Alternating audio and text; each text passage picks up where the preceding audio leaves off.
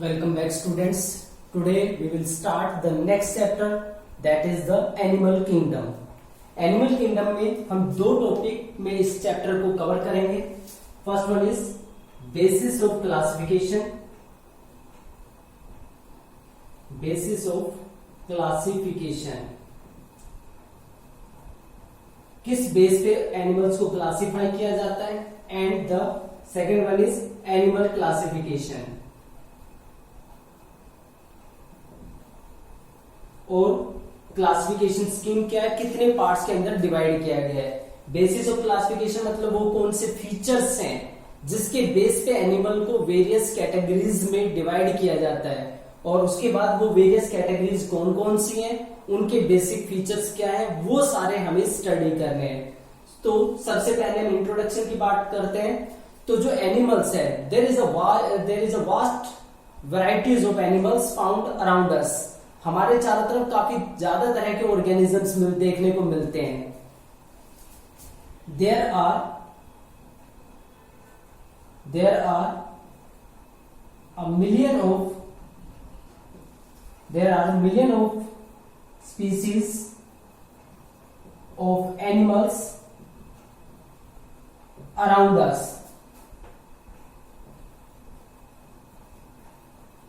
हमारे चारों तरफ मिलियंस ऑफ स्पीसीज एनिमल्स की प्रेजेंट है. अब इतनी सारी स्पीसीज प्रेजेंट है तो उनको क्लासिफाई करना भी जरूरी हो जाता है. So there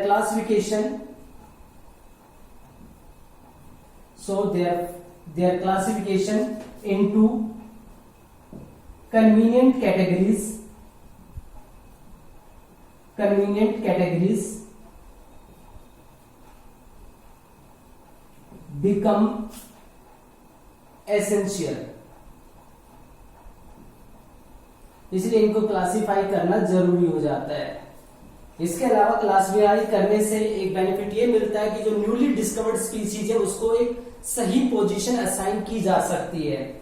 classification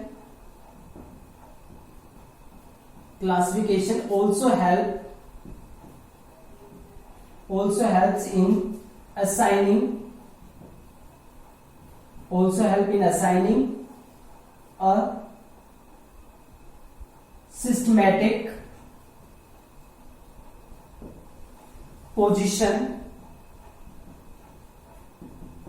to a newly discovered or to a newly described organism. कोई अगर नया ऑर्गेनिज्म अभी डिस्कवर हुआ है, डिस्क्राइब किया गया है उसको, तो उसको कहां पे रखा जा सकता है, क्लासिफिकेशन सिस्टम के हिसाब से हम उसको एक सही पोजीशन दे सकते हैं. अब जो बेसिस है क्लासिफिकेशन का, कौन से बेसिस है जिसके बिहाफ पे एनिमल्स को वेरियस कैटेगरीज में डिवाइड किया जाता है. So the first topic that is basis of classification. Basis of classification. जो एनिमल्स हैं they vary in their shape, size और स्ट्रक्चर्स. अपने स्ट्रक्चर में, शेप और साइज में ये दूसरे एनिमल से काफी वेरी करते हैं. Animals vary in their structure, shape and size. ये काफी ज्यादा वेरी करते हैं, एक दूसरे से डिफर करते हैं. But all of them show some common fundamental features. लेकिन फिर भी कुछ ऐसे फीचर्स होते हैं जो सभी के अंदर कॉमन होते हैं, जिसमें सारे कुछ हद तक सिमिलैरिटीज शो करते हैं. जैसे जिन कैरेक्टरिस्टिक्स में सिमिलैरिटीज शो करते हैं, that is body organisation.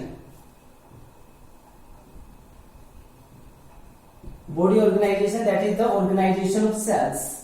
Cell किस तरीके से ऑर्गेनाइज करती है. बॉडी ऑर्गेनाइजेशन के बाद बॉडी सिमेट्री. बॉडी की सिमेट्री कैसी है, यानी कि बॉडी को 2 बराबर हिस्सों में डिवाइड किया जा सकता है या नहीं किया जा सकता है, 2 से ज्यादा पार्ट में भी डिवाइड किया जा सकता है इक्वल पार्ट में, ये सिमेट्री होती है। इसके अलावा प्रेजेंस और एब्सेंस ऑफ सीलोम, प्रेजेंस और एब्सेंस ऑफ सीलोम, ये एक बॉडी कैविटी होती है, उसके बेस पे डिवीजन कैरी आउट किया जा सकता है। इसके अलावा प्रेजेंस और एब्सेंस ऑफ नोटोकॉर्ड, प्रेजेंस और एब्सेंस ऑफ नोटोकॉर्ड। इसके अलावा सेगमेंटेशन, सेगमेंटेशन है कि नहीं है बॉडी के अंदर, उस बेस पे भी। और pattern of organ systems, pattern of organ systems, यानी कि जो भी ऑर्गन सिस्टम प्रेजेंट होते हैं उनका पैटर्न किस तरह का है, ये भी एक काफी इंपॉर्टेंट कैरेक्टरिस्टिक बन जाती है। तो जो एनिमल्स हैं बेसिक उनके अंदर काफी ज्यादा डिफरेंस देखने को मिलता है, लेकिन कुछ कैरेक्टरिस्टिक्स ऐसी हैं जिसमें वो सिमिलैरिटीज शो करते हैं, like body organization, body symmetry, presence और एब्सेंस ऑफ सीलोम, प्रेजेंस और एब्सेंस ऑफ नोटोकॉर्ड की जो नोटोकॉर्ड उनके अंदर प्रेजेंट है या नहीं है। इसके अलावा सेगमेंटेशन, बॉडी के अंदर बॉडी सेगमेंटेड है कि नहीं है। और पैटर्न ऑफ ऑर्गन सिस्टम, जो ऑर्गन सिस्टम प्रेजेंट होते हैं उनका पैटर्न कैसा है, क्या सभी के अंदर ऑर्गन सिस्टम एक जैसे प्रेजेंट होते हैं।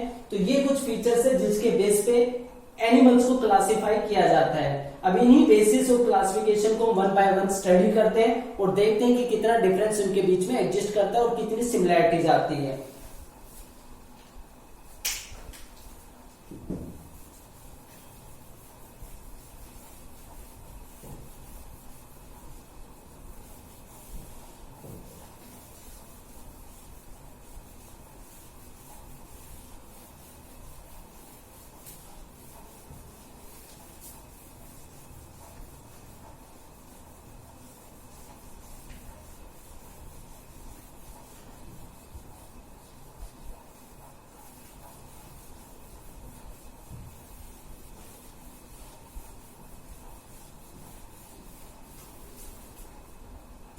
First characteristic, that is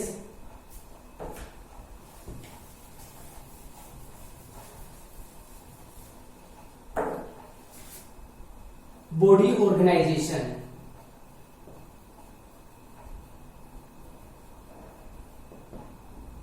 Body organization, that is the first characteristic. Body organization की बात करें तो ये हमें पता है, all animals are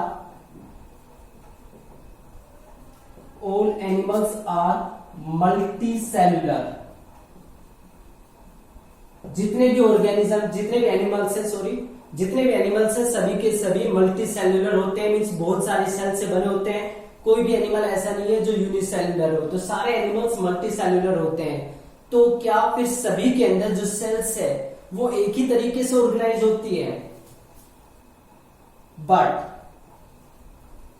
sales are not organized in same manner in all animals. सभी एनिमल्स के अंदर सेल्स एक ही तरीके से ऑर्गेनाइज नहीं होती है। जैसे जो सेल्स है वो काफी तरह की ऑर्गेनाइजेशन यहां पे शो करती है। सबसे पहले हम बात करते हैं cellular level of organisation.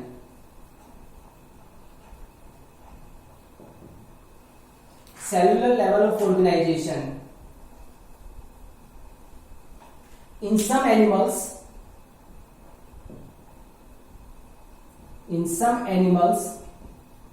cells loosely aggregate.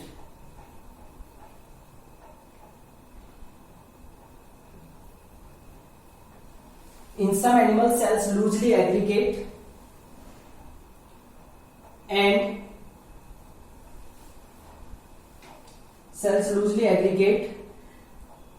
and do not show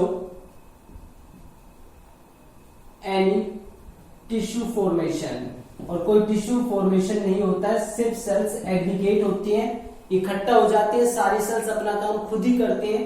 example है यहाँ पे स्पॉन्जेस। स्पॉन्जेस जो मेंबर है ये cellular level of organization show करते हैं, मीन सेल्स जस्ट इकट्ठा हो गई हैं और उन सेल्स के इकट्ठा होने से ये पर्टिकुलर ऑर्गेनिज्म क्रिएट हो गया है, जिसको हम स्पॉन्जेस बोलते हैं। स्पॉन्जेस के रिगार्ड में एक और कॉन्सेप्ट आती है कि अगर एक स्पॉन्ज को क्रश कर दिया जाए, सारे सेल्स को सेपरेट कर दिया जाए और उसको वापस मोटर के अंदर एक तरीके डिस्ट्रीब्यूटेड कर दिया जाए, तो सेल्स वापस अरेंज करके उसी स्पॉन्ज को क्रिएट कर सकते हैं उसी मैनर में। तो यहाँ पे सेल्स जस्ट एग्रीगेट होते, इकट्ठा होती है, कोई टिश्यू या उससे हाई ऑर्गेनाइज स्ट्रक्चर नहीं बनाती है। उसके बाद सेकंड आता है tissue level of organisation. Tissue level of organisation, tissue level of organisation का मतलब क्या होता है? In some animals, in some animals cells specialized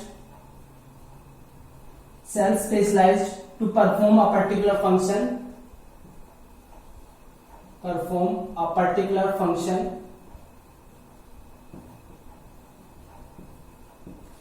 get arranged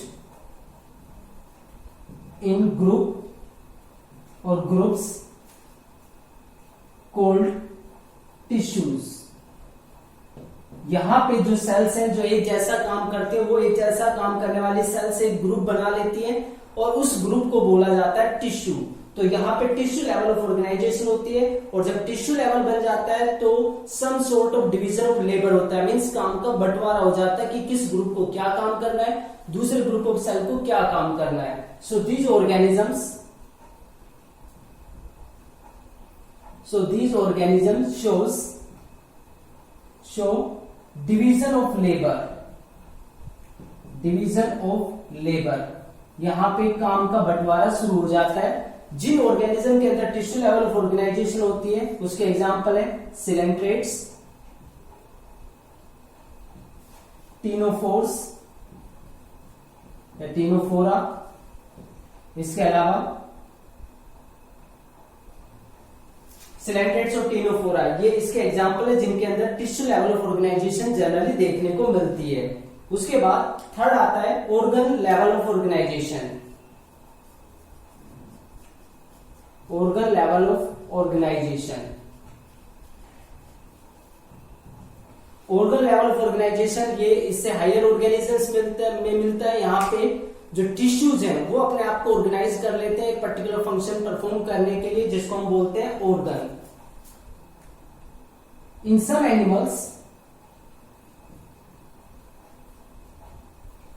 animals various tissues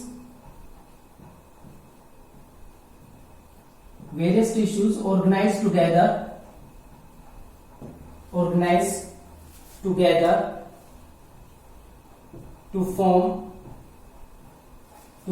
a complex structure called organ। तो यहां पे ऑर्गन बन जाता है, यानी कि एक और कॉम्प्लेक्स स्ट्रक्चर बन जाता है, टिश्यू से ज्यादा कॉम्प्लेक्स ये स्ट्रक्चर होता है। एग्जांपल है यहां पे प्लेटीहेलमिन्थिस। प्लेटीहेलमिन्थिस जिनको फ्लैटवर्म्स भी बोला जाता है। प्लेटीहेलमिन्थिस, ये प्लेटीहेलमिन्थिस इस केस में आ जाते हैं जिनके अंदर ऑर्गन लेवल ऑफ ऑर्गेनाइजेशन देखने को मिलती है। Next that is organ system level of organisation.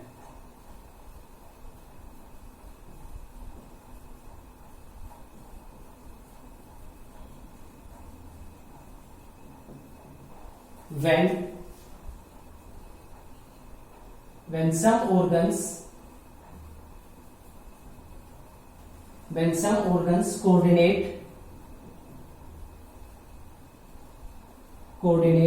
to perform a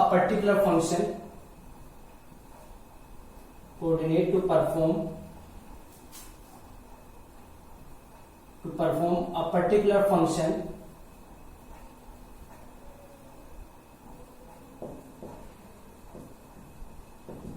then organization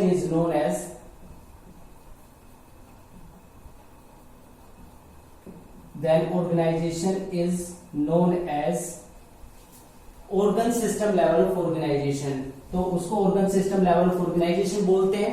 यहाँ पे कई सारे organ मिलके एक particular work को perform करते हैं।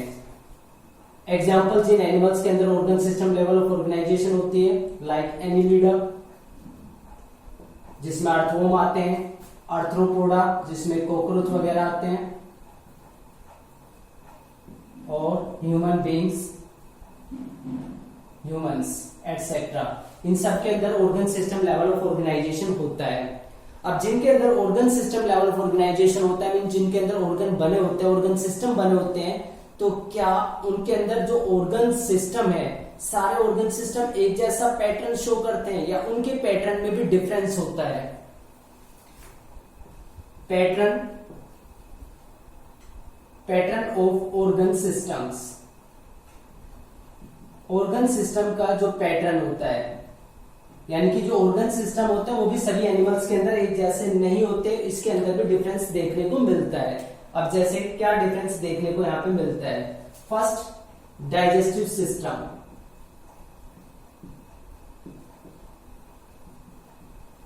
डाइजेस्टिव सिस्टम,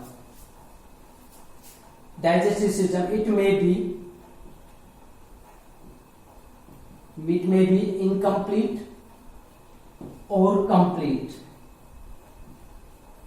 यानी कि जो डाइजेस्टिव सिस्टम है उसके अंदर क्या पैटर्न में डिफरेंस देखने को मिलता है कि डाइजेस्टिव सिस्टम कुछ एनिमल्स में इनकम्प्लीट हो सकता है तो कुछ में कंप्लीट होता है। अब इनकम्प्लीट का मतलब क्या होता है?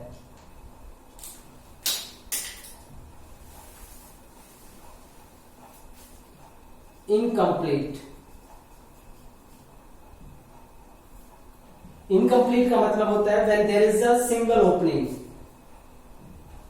when there is a single opening that acts as both mouth as well as anus. यहां पे एक सिंगल ओपनिंग होती है और वही ओपनिंग माउथ की तरह भी काम करती है और एनस की तरह भी काम करती है। मींस वहीं से इंजेक्शन होता है और वहीं से इजेक्शन होता है। सेम साइट होती है, सेम साइट यानी कि एक ही जगह जहां से इंजेक्शन यानी कि फूड का अपटेक करना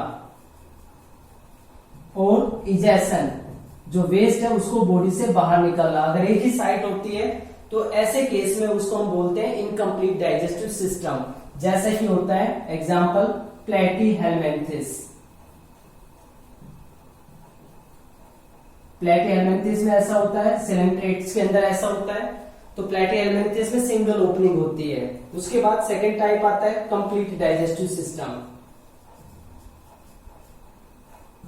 कंप्लीट डाइजेस्टिव सिस्टम का मतलब है ये एक ऐसा ऑर्गन सिस्टम है, डाइजेस्टिव सिस्टम है जिसके अंदर सेपरेट ओपनिंग होती है, इंजेक्शन के लिए अलग और इजेक्शन के लिए अलग। When there is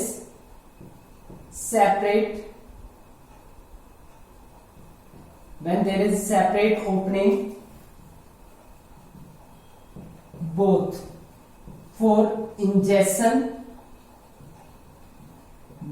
injection and ejection.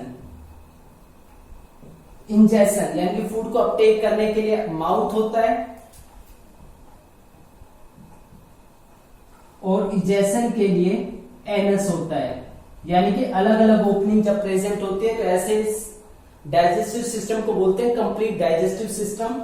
और ये प्रेजेंट होता है जो हायर एनिमल्स है लाइक एनिलिडा, अर्थवॉर्म जो होता है उसके अंदर होता है, आर्थ्रोपोडा के अंदर प्रेजेंट होता है एटसेट्रा। इन एनिमल्स के अंदर कंप्लीट डाइजेस्टिव सिस्टम प्रेजेंट होता है। तो जो पैटर्न है ऑर्गन सिस्टम है उसमें भी ऑर्गेनिज्म एक दूसरे से डिफर करते हैं। ऐसा नहीं कि ऑर्गन सिस्टम प्रेजेंट है तो सबके अंदर एक जैसा ही प्रेजेंट होगा, उसमें भी डिफरेंस देखने को मिल सकता है। ये एक एग्जांपल है। दूसरा एग्जांपल है इसका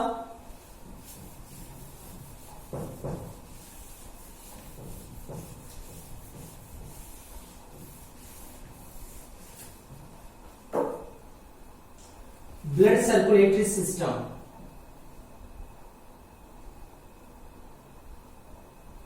blood circulatory system. Blood circulatory system के अंदर भी काफी ज्यादा वेरिएशन देखने को मिलता है। जैसे वन टाइप होता है open circulatory system.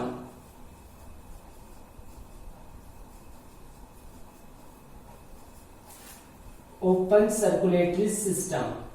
Open circulatory system का मतलब क्या होता है? when blood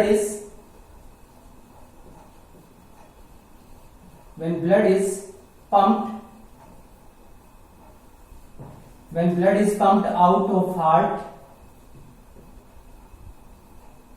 and cells or tissues are directly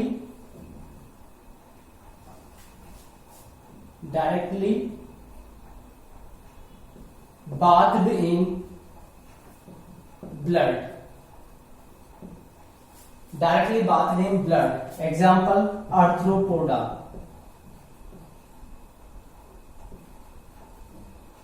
arthropoda जिसमें मस्कीटोज या कॉकरोच आते हैं, उनके केस में होता है। यहाँ पे क्या होता है? ब्लड, हार्ट पंप करता है ब्लड को, ब्लड हार्ट से बाहर आ जाता है लेकिन पूरी बॉडी में भर जाता है, जिसमें बॉडी की सारी सेल और टिश्यू डायरेक्टली ब्लड के अंदर डूबे रहते हैं।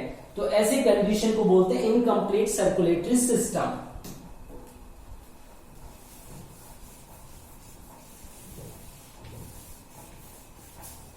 अब सेकेंड टाइप आती है close circulatory system.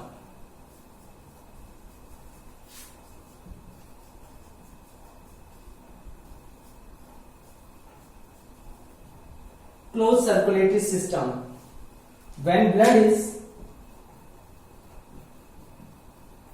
blood is pumped out or blood is pumped by heart in a closed network of blood vessels, that is arteries, veins and capillaries। जब heart blood को पंप करता है लेकिन जो blood है वो बॉडी से heart से बाहर पूरी बॉडी में भरने की बजाय एक नेटवर्क होता है क्लोज ब्लड वेसल्स का, यानी कि क्लोज पाइपलाइन होती है। हार्ट से ब्लड पंप होता है, क्लोज पाइपलाइन के अंदर फ्लो करना स्टार्ट कर देता है। जो क्लोज ब्लड वेसल्स है वो आर्टरीज, वेन्स और कैपिलरीज जिनका पूरा नेटवर्क होता है, ब्लड वेसल से बाहर जनरली नहीं आता है। तो ऐसा जो सिस्टम होता है उसको बोलते हैं क्लोज सर्कुलेटरी सिस्टम। और इसके एग्जाम्पल